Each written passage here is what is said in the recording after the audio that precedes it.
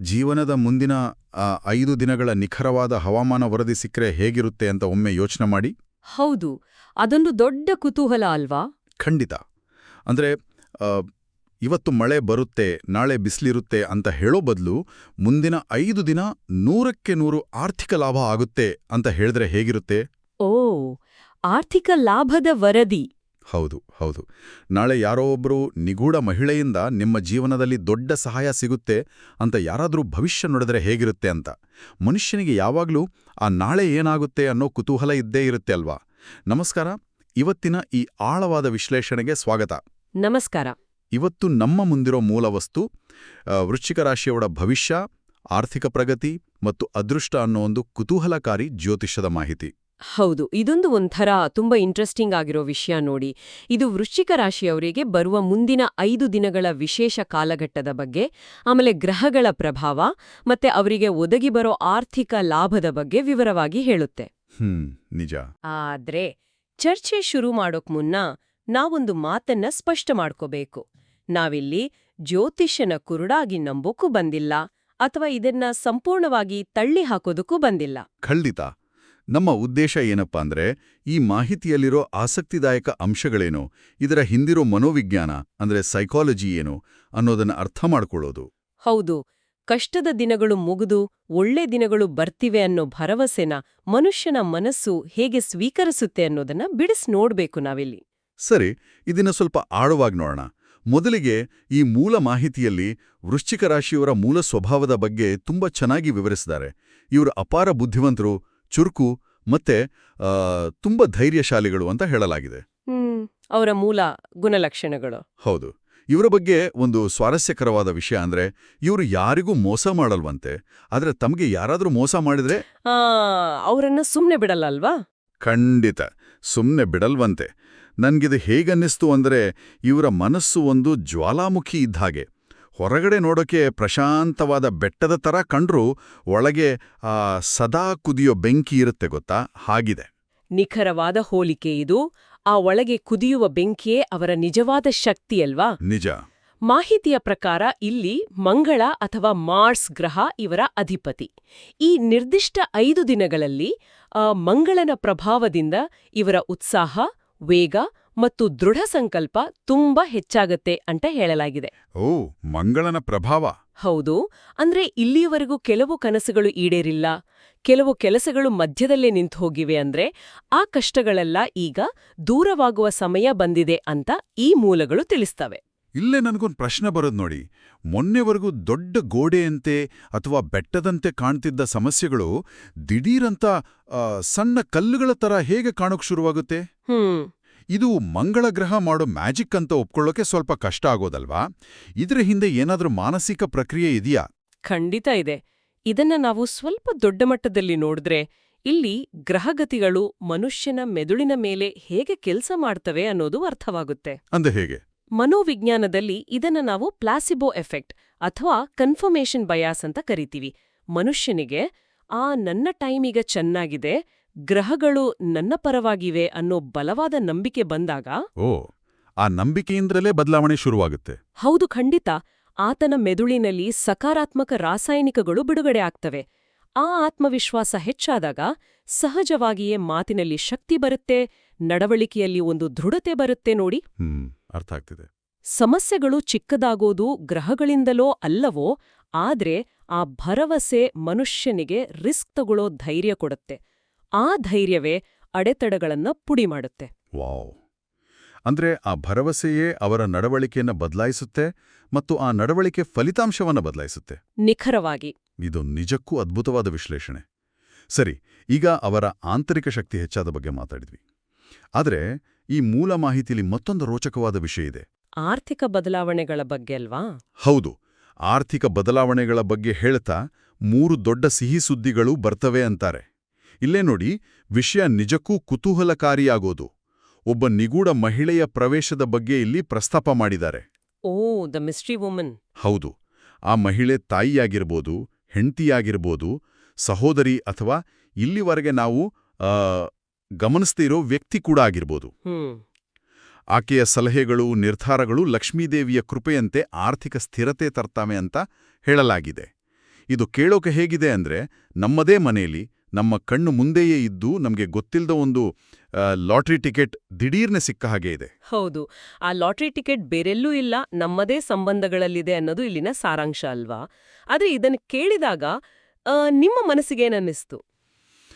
ಸ್ವಲ್ಪ ಪ್ರಾಕ್ಟಿಕಲ್ ಆಗಿ ಯೋಚನೆ ಮಾಡಿದ್ರೆ ಇದೊಂದು ರೀತಿ ಇಲ್ಯೂಷನ್ ಆಫ್ ಫ್ರೀಕ್ವೆನ್ಸಿ ಇರ್ಬೋದಾ ಅಂತ ಅನ್ನಿಸ್ತು. ಅಂದ್ರೆ ನೋಡಿ, ಯಾರೋ ಒಬ್ರು ಬಂದು ಒಬ್ಬ ಮಹಿಳೆಯಿಂದ ನಿಮಗೆ ಲಾಭ ಆಗತ್ತೆ ಅಂತ ಹೇಳಿದಾಗ ನಾವು ಪ್ರತಿಯೊಬ್ಬ ಮಹಿಳೆಯನ್ನೂ ಅದೇ ದೃಷ್ಟಿಯಿಂದ ನೋಡಕ್ ಶುರು ಮಾಡ್ತೀವಿ ತಾನೆ? ಓಹ್, ಖಂಡಿತ. ನಮ್ಮ ತಾಯಿ ಅಥವಾ ಹೆಂಡತಿ ಹೇಳೋ ಪ್ರತಿಯೊಂದು ಮಾತನ್ನು ಈಗ ನಾವು ಜಾಸ್ತಿ ಗೌನವಿಟ್ಟು ಕೇಳ್ತೀವಿ. ಇದು ನಾವೇ ಸೃಷ್ಟಿ ಮಾಡ್ಕೊಳ್ಳೋ ಒಂದು ಸೆಲ್ಫ್ ಫುಲ್ಫಿಲ್ಲಿಂಗ್ ಪ್ರೊಫೆಸಿ ಅಲ್ವಾ? ನೀವ್ ಹೇಳೋದು 100ಕ್ಕೆ 100 ಸತ್ಯ. ಇದನ್ನೇ ಬ್ಯಾದರ್ ಮೈನ್ಹಾಫ್ ವಿದ್ಯಮಾನ ಅಂತನೂ ಕರೀತಾರೆ, ಗೊತ್ತಾ? ಓ ಹೌದಾ? ಹೌದು. ನಾವು ಯಾವ್ದಾದ್ರೂ ಒಂದು ಹೊಸ ವಿಷಯದ ಬಗ್ಗೆ ಕೇಳಿದಾಗ ಅದು ಪದೇ ಪದೇ ನಮ್ಮ ಕಣ್ಣಿಗೆ ಬೀಳೋಕ್ ಶುರುವಾಗತ್ತೆ. ಆದ್ರೆ ಇಲ್ಲಿ ಗಮನಿಸ್ಬೇಕಾದ ಆಸಕ್ತಿದಾಯಕ ವಿಷಯ ಅಂದ್ರೆ ಹೇಳಿ. ಜ್ಯೋತಿಷ್ಯದ ಈ ಒಂದು ಸಾಲು ಎಂಥ ಅದ್ಭುತವಾದ ಸಾಮಾಜಿಕ ಪರಿಣಾಮ ಬೀರುತ್ತೆ ಅನ್ನೋದು. ನಮ್ಮ ಸಮಾಜದಲ್ಲಿ ಬಹಳಷ್ಟು ಬಾರಿ ಕುಟುಂಬದ ಆರ್ಥಿಕ ನಿರ್ಧಾರಗಳಲ್ಲಿ ಮಹಿಳೆಯರ ಪಾತ್ರವನ್ನ ಕಡೆಗಣಿಸಲಾಗತ್ತೆ. ನಿಜ, ಅದು ಸಾಮಾನ್ಯ. ಆದ್ರೆ ಈ ಭವಿಷ್ಯವಾಣಿಯು ಮನುಷ್ಯನಿಗೆ ತನ್ನ ಮನೆಯಲ್ಲಿರೋ ಮಹಿಳೆಯರ ಬುದ್ಧಿವಂತಿಕೆಗೆ, ಅವರ ಸಲಹೆಗಳಿಗೆ ಬೆಲೆ ಕೊಡ್ಲೇಬೇಕಾದ ಆ ಒಂದು ಅನಿವಾರ್ಯತೆಯನ್ನ ಸೃಷ್ಟಿ ಮಾಡುತ್ತೆ ನೋಡಿ. ಅಂದ್ರೆ ಇಲ್ಲಿ ಜ್ಯೋತಿಷ್ಯವೂ ಒಂದು ನೆಪ ಮಾತ್ರ. ಅಸಲಿಗೆ ಇದು ಮನೆಯಲ್ಲಿರೋ ಹೆಣ್ಣು ಮಕ್ಕಳ ಮಾತನ್ನ ಕೇಳೋ ಒಂದು ತಂತ್ರ ಅಂತೀರ? ಖಂಡಿತ. ಯಾವಾಗ ಮನೆಯಲ್ಲಿ ಪರಸ್ಪರ ತಿಳುವಳಿಕೆ ಬರುತ್ತೋ, ಗಂಡು ಹೆಣ್ಣು ಇಬ್ರೂ ಸೇರಿ ಆರ್ಥಿಕ ನಿರ್ಧಾರಗಳನ್ನ ತಗೊಳ್ತಾರೋ ಅಲ್ಲಿ ನೆಮ್ಮದಿ ಇರುತ್ತೆ. ಹೌದು, ಆಗ ಸಹಜವಾಗಿಯೇ ಅಲ್ಲಿ ಕಠೋರತೆ ಕಡಿಮೆಯಾಗಿ ಶಾಂತಿ ನೆಲೆಸುತ್ತೆ. ಆ ಶಾಂತಿಯುತ ವಾತಾವರಣವೇ ನಿಜವಾದ ಸಂಪತ್ತು ಅಲ್ವಾ? ಆಗಲೇ ನಿಂತ್ಹೋಗಿದ್ದ ಹಣ ಕೈಗೆ ಬರೋದು, ಹೊಸ ಉದ್ಯೋಗ ಅಥವಾ ವ್ಯಾಪಾರ ಕಲ್ಪನೆಗಳು ಹುಟ್ಟೋದು. ಈಗ ಅರ್ಥ ಆಯ್ತು. ಅಂದ್ರೆ 4 ದಿಕ್ಕುಗಳನ್ನಲೂ ಹಣ ಹರಿಯುತ್ತೆ ಅನ್ನೋದು ಕೇವಲ ಆಕಾಶದಂಡ ದುಡ್ಡು ಬೀಳೋ ಮ್ಯಾಜಿಕ್ ಅಲ್ಲ. ಬದಲಾಗಿ ಮನೆಯಲ್ಲಿರೋರ್ ಜೊತೆ ಸೇರಿ ತೆಗೆದುಕೊಂಡ ಸರಿಯಾದ ನಿರ್ಧಾರಗಳ ಪ್ರತಿಫಲ ಅಂತಾಯ್ತು. ಹೌದು, ಎಕ್ಸಾಕ್ಟ್ಲಿ. ಸರಿ, ಈಗ ಈ ಅದೃಷ್ಟ ಒಲಿದು ಬರುವಾಗ ನಾವು ಸುಮ್ಮನೆ ಕೂರುವಂತಿಲ್ಲ. ಅದಕ್ಕೆ ತಕ್ಕಂತೆ ಕೆಲವು ಕೆಲಸಗಳನ್ನ ಮಾಡಬೇಕು ಅಂತ ಈ ಮೂಲಗಳು ವಿವರಿಸ್ತವೆ. ಆಚರಣೆಗಳ ಬಗ್ಗೆ ಅಲ್ವಾ? ಹೌದು. ವೃಶ್ಚಿಕ ರಾಶಿಗೆ ಸೇರುವ 9 ನಕ್ಷತ್ರ ಪುಂಜಗಳ ಬಗ್ಗೆ, ವಿಶೇಷವಾಗಿ ವಿಶಾಖ, ಅನುರಾಧ ಮತ್ತು ಜ್ಯೇಷ್ಠ ನಕ್ಷತ್ರಗಳ ಪ್ರಭಾವದ ಬಗ್ಗೆ ಉಲ್ಲೇಖಿಸಲಾಗಿದೆ. ಇದರಿಂದ ಗುರಿಯತ್ತ ಗಮನ, ಸ್ನೇಹಪರತೆ ಮತ್ತೆ ನಾಯಕತ್ವದ ಗುಣಗಳು ಬರ್ತವೆ ಅಂತ ಹೇಳಿದರು. ಹೌದು, ನಕ್ಷತ್ರಗಳ ಪ್ರಭಾವದ ಜೊತೆಗೆ ಶುಕ್ರವಾರ ಮಾಡಬೇಕಾದ ಕೆಲವು ನಿರ್ದಿಷ್ಟ ಆಚರಣೆಗಳ ಬಗ್ಗೆ ಕೂಡ ಮಾಹಿತಿಯಲ್ಲಿದೆ. ಯಾವ ಆಚರಣೆಗಳು?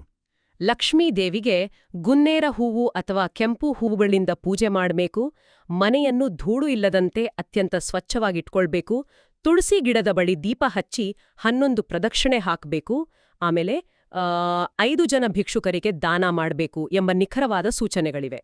ಹಾಗಾದ್ರೆ ಇದರ ಅರ್ಥವೇನು? ಇದನ್ನ ನೋಡಿದ್ರೆ ಅದೃಷ್ಟವನ್ನ ನಮ್ಮತ್ತ ಸೆಳೆಯಲು ಒಂದು ಕಾಸ್ಮಿಕ್ ಟು ಡೂ ಲಿಸ್ಟ್ ಕೊಟ್ಟಾಗಿದೆ ಅಲ್ವಾ? ಹೌದು, ಆ ಲಿಸ್ಟ್ ಒಂಥರ ಹಾಗೇ ಇದೆ. ಆದರೆ ನನಗೆ ಇಲ್ಲಿ ಅರ್ಥವಾಗದಿರೋದು ಈ ನಿಖರವಾದ ಸಂಖ್ಯೆಗಳು. ಗುನ್ನೇರ ಹೂವು, 11 ಪ್ರದಕ್ಷಿಣೆ, 5 ಜನರಿಗೆ ದಾನ. ಯಾಕೆ 10 ಪ್ರದಕ್ಷಿಣೆ ಆಗಲ್ವಾ? ಅಥವಾ ಯಾಕೆ 4 ಜನಕ್ಕೆ ದಾನ ಮಾಡಿದ್ರೆ ಆಗಲ್ವಾ? ಇಷ್ಟು ಕರಾವಾಗಿ ಈ ಸಂಖ್ಯೆಗಳನ್ನು ಯಾಕೆ ಹೇಳಿದ್ದಾರೆ? ಇದರಲ್ಲಿ ಏನಾದರೂ ಲಾಜಿಕ್ ಇದೆಯಾ?